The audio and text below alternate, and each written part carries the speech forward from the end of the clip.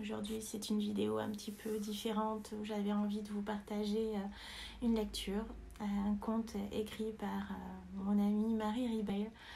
Et j'avais envie de vous le partager sous forme de voix, sous forme de vidéo et sous forme de création. Je ne sais pas trop ce que ça va donner, donc j'espère au moins que ça vous plaira. En attendant, en fait, ce sont des petits signes et des petites lectures de cœur, d'âme et de partage fait avec amour et de générosité. Donc ça ne peut que vous nourrir et vous combler d'émerveillement et de magie. Voilà, j'espère que ça va vous plaire. La fée aux ailes coupées. Il était une fois une fée aux ailes coupées. Elle errait dans le monde, les cherchant et les pleurant.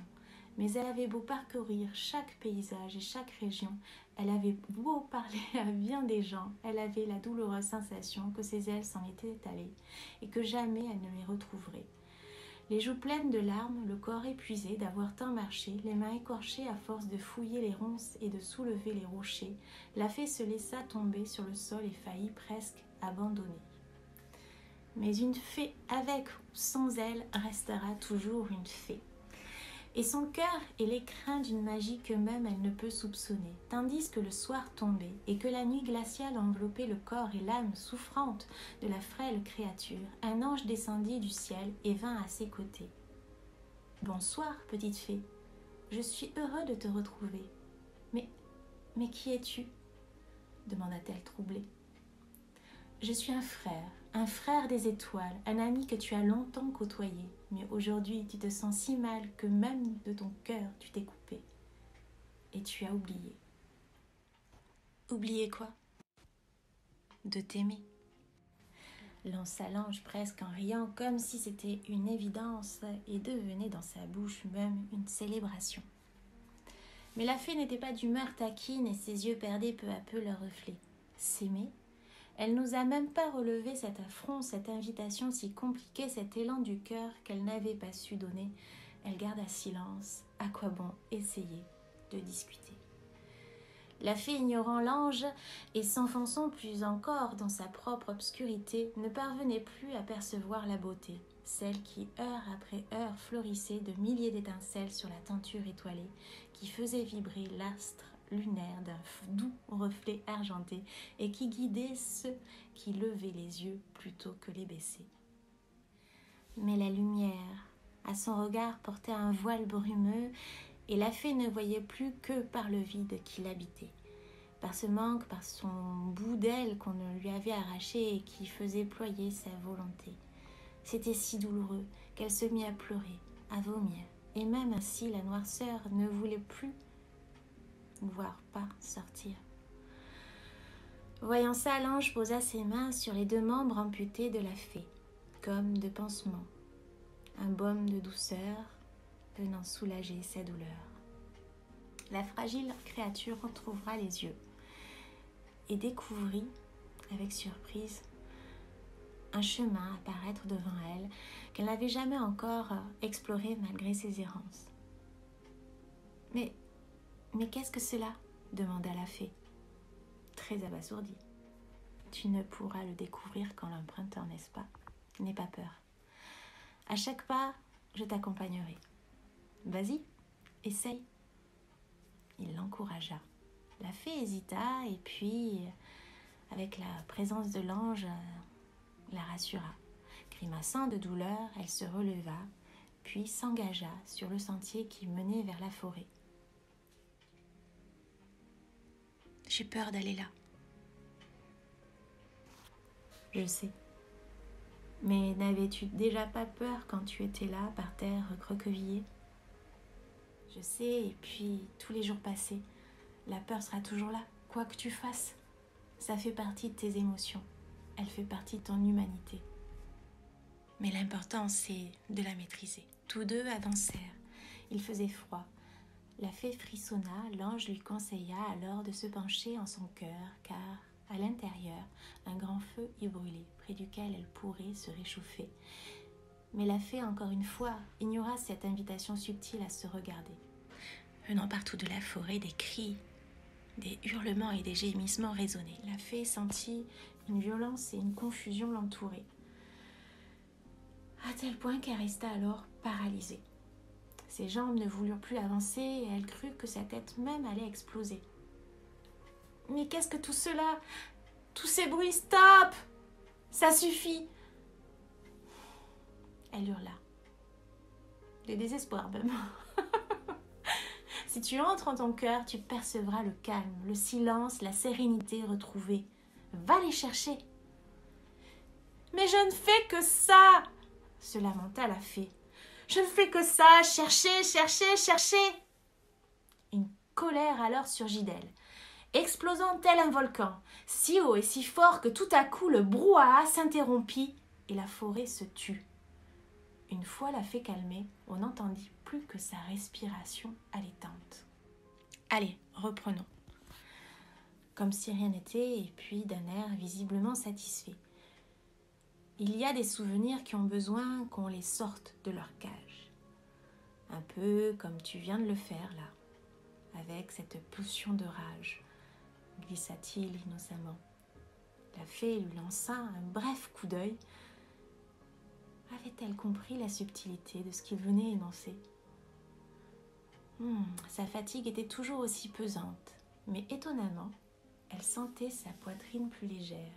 Et pour s'en convaincre, elle respira une grande bouffée d'air frais et sentit en son cœur une pâle lueur.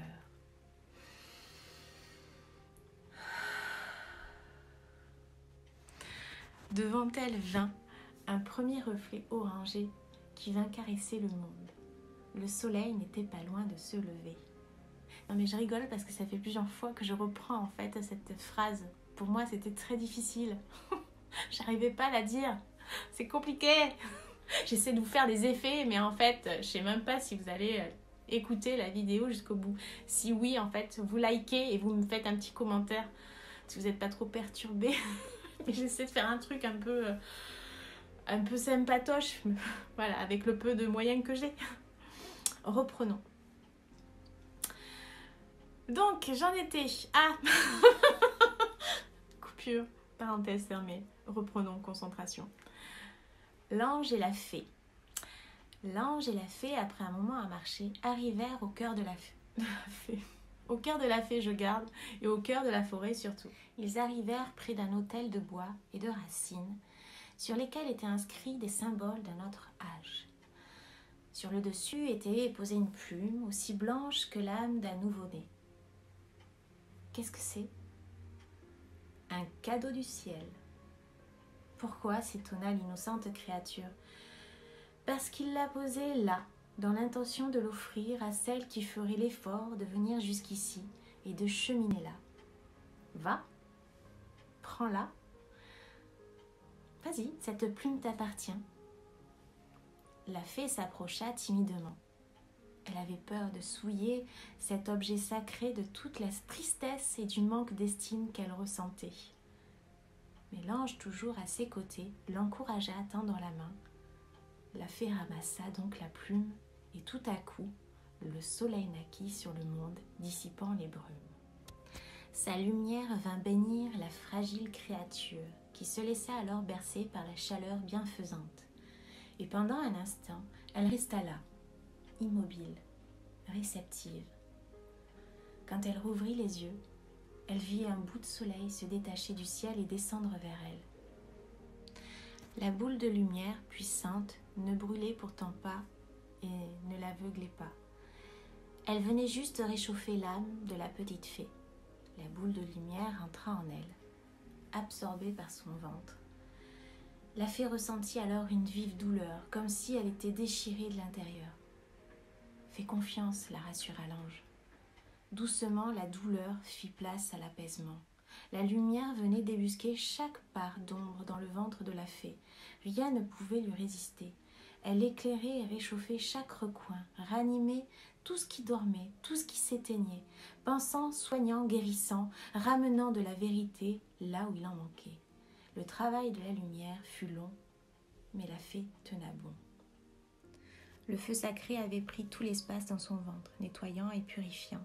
« Il te prépare à une nouvelle naissance », murmura l'ange. « Comment ça ?» demanda la fée. « Il est temps de laisser ton passé. Il est temps de laisser tout ça derrière toi. Il est vraiment temps, mon enfant. C'est de toi qu'il te prépare à accoucher. Qui ça? Dieu, lumière, source, le divin, la vérité, qu'importe son nom. De toutes les manières, tu es son enfant. Il te veut, il est là pour te sauver et il a besoin surtout de ton aide. Sans toi, il ne peut y arriver complètement. Et que dois-je faire? Seulement le vouloir, te choisir, te respecter surtout et puis, bien sûr, t'aimer. À ces mots, le ventre de la fée s'illumina et la boule de lumière grandit jusqu'à l'envelopper tout entière. L'ange se poussa et dans un cri déchirant, la fée sentit 2 ailes pousser dans son dos. 2 ailes bien plus fortes, grandes et puissantes qu'auparavant. « Mes ailes! Mes ailes! Mais je les ai retrouvées !» cria la fée avec un cœur explosant de joie et de gaieté. « Non, mon enfant, tu les avais pas perdues. Tu les avais simplement pas cherchées au bon endroit. C'est-à-dire que tu les cherchais à l'extérieur de toi. Alors qu'elles étaient là, au creux de ton ventre, attendant patiemment que tu veuilles bien les regarder et traverser l'ombre pour pouvoir les récupérer. Tu es maintenant bien plus forte que jamais. » La fée prit l'ange dans ses bras et soudain reconnut ses traits. Mais je me souviens de toi. Émue, elle le regarda. « Je serai toujours avec toi, » murmura ce dernier. « Cesse aussi de me chercher, de me retrouver alors qu'à chaque instant je suis à tes côtés. » Il désigna l'horizon qui sous le jour se révélait. « Vois maintenant l'étendue de tes possibilités. Cesse d'aller là où la peur t'oblige et t'enchaîne. Et va vers ton cœur, va vers ta liberté. Cesse de t'empêcher, réalise-toi, célèbre la vie. » Et je rajouterai même célébrer le vivant. « Il est là, au creux de toi, » dit-il en désignant son ventre. C'est ainsi que la fée ressurgit au monde. Tel un phénix renaissant de ses cendres, nombre de fois au cours de ses expériences et aventures, elle se blessa. Mais toujours elle se rappela qu'une fée, étant une fée, la magie même au plus noir de sa vie serait là. Et rien que pour ça, la peur n'avait sur elle plus aucun endroit. Voilà, c'est un conte de Marie Ribeil, fait pour moi. Et du coup, j'avais envie en fait de vous l'offrir, de vous le partager en fait, de mon âme à votre âme, de cœur à cœur. Et c'est quelqu'un aussi que j'apprécie dans sa douceur, dans sa justesse et dans son écriture pleine de sensibilité et de bienveillance. Et du coup, j'avais envie aussi, peut-être par le biais de mon conte, de vous l'offrir en résonance, peut-être comme une espèce d'effet miroir, et de vous donner en fait cet élan de douceur et de bonheur et d'accès en fait, voilà, d'accéder en fait aussi à votre lumière. Donc j'espère que ça vous aura plu, je vous embrasse, likez, partagez et puis on se retrouve dans une prochaine capsule.